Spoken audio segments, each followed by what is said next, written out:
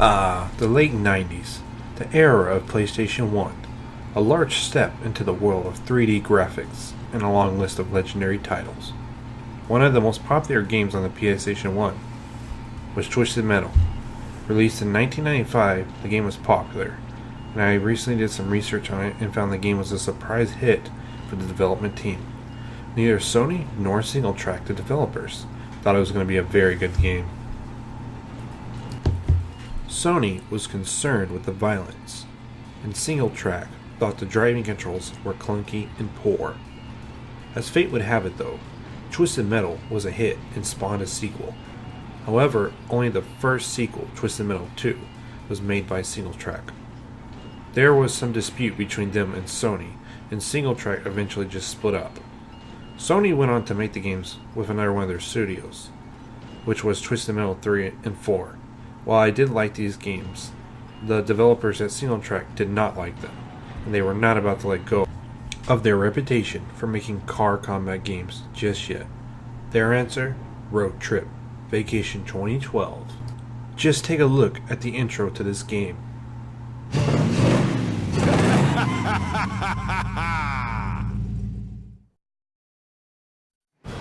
It is the year 2012. The world is crumbling into a new dark age. Disease and poverty run rampant in a world scourged by desolation, pollution, radiation, and despair. But hey! Don't let that spoil your day. Take a vacation! Are you literally dying to go on vacation? Well, now's the time to make your dream come true with a luxurious visit to one of Big Daddy's Vacation Wonderlands. By the sweat and blood of those zany, wacky, oppressed lower classes, Big Daddy's made his little paradises shine like gemstones amidst the teeming crud of our sad little dying world. Aren't you glad you can afford it? So call now! Operators are standing.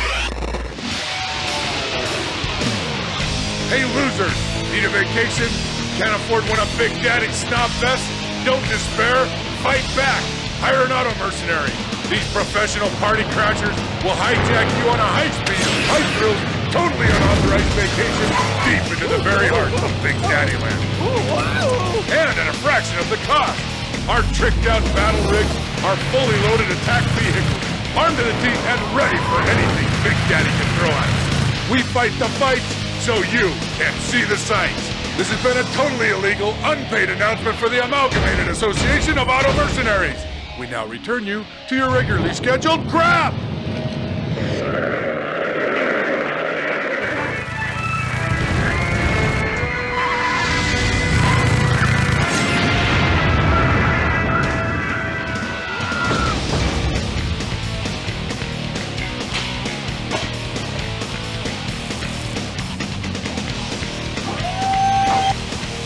So you want to be an auto mercenary, huh?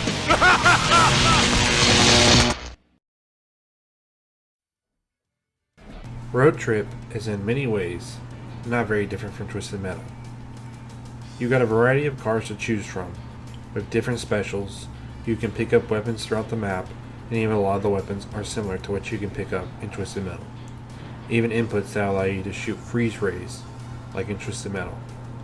Without a second glance, this is just Twisted Metal with a different name. It would seem Road Trip, however, does try to do things different. And when you give it a second look, you start to see these differences. First off, I noticed that they addressed one of their main concerns with the first two Twisted Metals, the movement controls. The movement controls in this game is a whole lot better. Whereas Twisted Metal is like a Crash Derby game, this game has a lot more precision with how you move your vehicles. One of the things I did agree with was how annoying it could be to control your car in Twisted Metal. While I feel like it's a unique thing to Twisted Metal to be like that, I just got more frustrated as I played the game. Constantly getting stuck in corners or driving into lava when I was trying to get weapons on top of a building. It could be very frustrating. With Road Trip, you have a lot more control over the car. The turning is more smooth, The accelerating and braking is much better. The driving feels better, and it's important to one of the mechanics to this game that they added. I'll get to that in a bit. They fixed that issue they had with the game, and you get a much more better driving experience, giving you better control when it comes to those moments where you gotta make a sharp turn to take out that car that's been chasing you down. They also have a nice jump mechanic that allows you to reach the high places to get power-ups and equipment. The style of the game is actually not as grim as Twisted Metal. It has its edgy characters, and it's obvious from the intro and some of the maps the world is in pretty much in some sort of apocalyptic state. However, a lot of the characters are pretty wacky. You got the fat Elvis impersonator, or the gentle wrestler guy. You got an insane doctor. And some girl humping a crocodile? I don't know. Oh, did I mention she shoots chicken at people? Oh yeah. And you have Ratman, who is like a parody of Batman. You got a crazy lady who sends out a pack of vicious poodles to tear your car apart. Then you got your edgelords. All the levels you go through are vacation spots made for rich people that you go and destroy. There is a story to the game that is basically explained to you through the intro, but in case you didn't catch it, basically the world is ravaged and in a piss poor state. Everyone is broke except for a few elites, and this Big Daddy character runs everything. This mass of flesh basically has this vacation theme park for people that can afford it, and go through and pretend the world isn't messed up. Then you have these guys, which you play as, the Automercs, that take advantage of this and offer a discount to the less wealthy population. The Automercs fight to try and get a tourist to take him around to take pictures and see the different spots at Big Daddy's vacation resorts. That's about it. Story isn't really that important if you ask me. It's all just an excuse to blow each other up in cars anyway. This story does, however, play a role in the mechanics. Everyone is fighting to try and pick up this tourist you get for money while driving them around, and you take them to get pictures of sites around the map. Doing this grants you more money, which you can use to buy healing while you're fighting or weapons. If you collect enough of it at the end of the map, you can even get another life.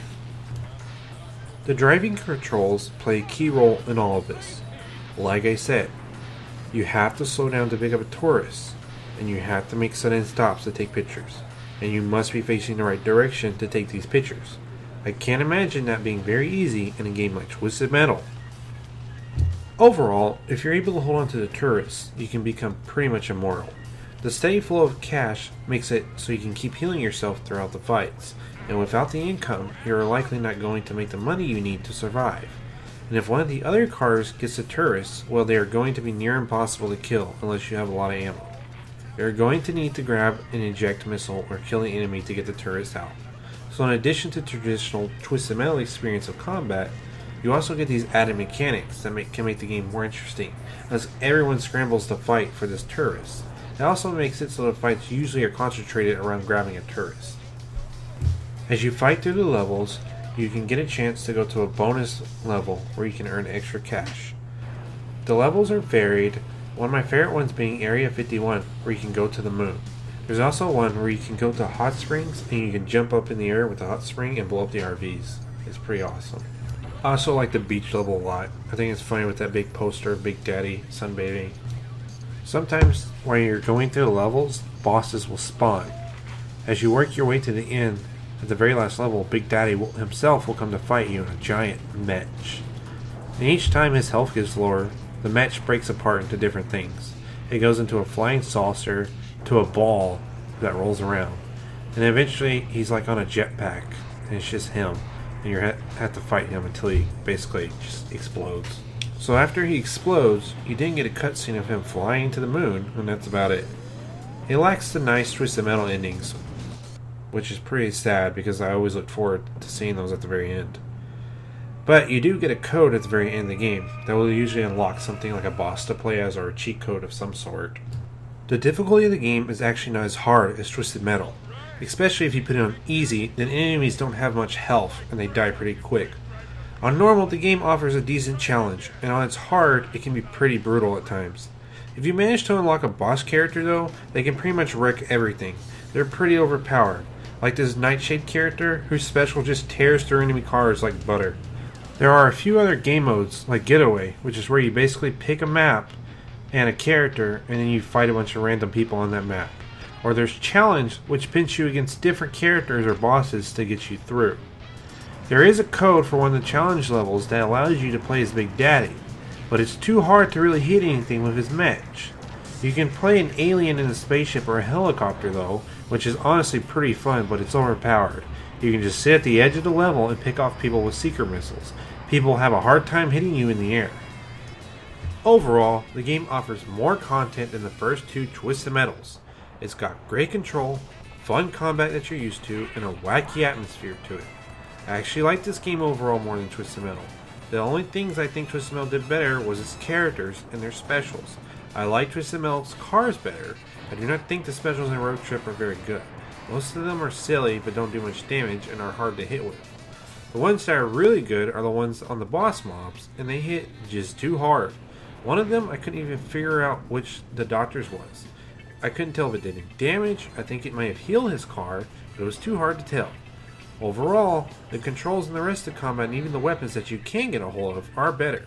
Also, did I mention this game's awesome soundtrack?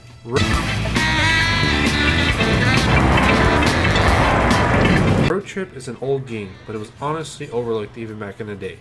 I love this game, and I think if you can get yourself a copy of it, you should try it. It was a lot of fun as a kid, and it still is now. Utini!